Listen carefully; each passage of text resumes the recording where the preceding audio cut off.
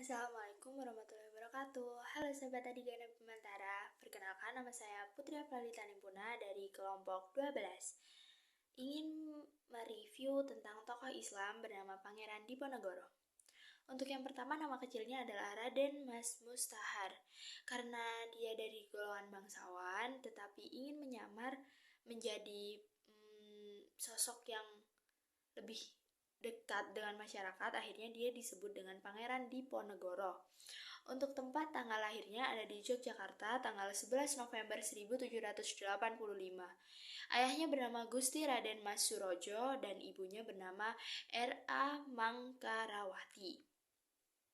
Pangeran Diponegoro memiliki 12 putra dan 5 putri dari 9 wanita yang dinikahinya.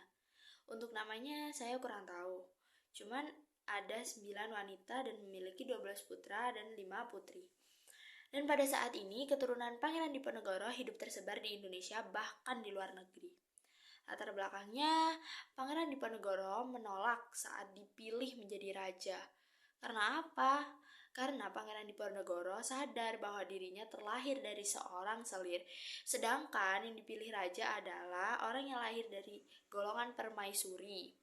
Anak dari permaisuri itu yang pantas dijadikan raja, sedangkan Pangeran Diponegoro sadar kalau dia adalah anak seorang selir.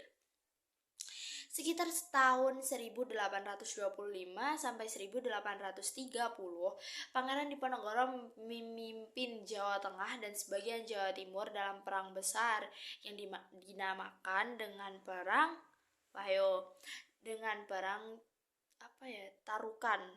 Tarukan kalau nggak salah. Oke, perang ini diawali karena keputusan dan tindakan Hindia Belanda yang memasang patok-patok di atas tanah milik Diponegoro di desa Tegalrejo. Ditambah lagi Hindia Belanda yang tidak menghargai adat istiadat setempat serta eksploitasi berlebihan terhadap rakyat dengan pajak tinggi. Belanda melakukan berbagai cara untuk menang Pangeran Diponegoro dan pasukannya. Sampai-sampai Belanda menggunakan taktik sayembara. Barang siapa yang bisa membunuh atau menangkap Pangeran Diponegoro, maka akan diberi hadiah sebesar 20.000 gulden. Sangat banyak kan? Tapi hebatnya lagi, pengikut Pangeran Diponegoro itu tidak goyah sama sekali. Jadi benar-benar setia banget ke Pangeran Diponegoro.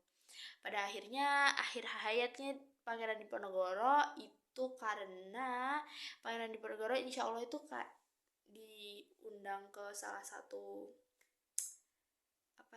seminar gitu katanya mau damai, tapi ternyata ya namanya Belanda itu suka adu domba ya kan. Jadi Belanda berhasil menangkap Pangeran Diponegoro beserta keluarganya dan pengikut-pengikutnya pada tanggal 20 April 1830 yang kemudian dibawa ke Manado menggunakan kapal Pollux. Sesampainya di Manado, Pangeran Diponegoro ditawan di benteng Amsterdam. Kejam banget gak sih? Demi menguasai si Tegalrejo ini tadi. Terus habis itu ia dipindahkan lagi ke Makassar. Dia tuh beliau itu meninggalnya karena kelaparan kalau nggak salah ya.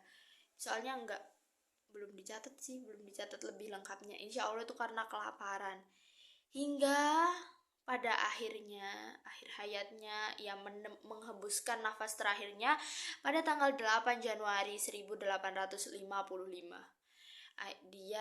Beliau dikuburkan di kota Makassar.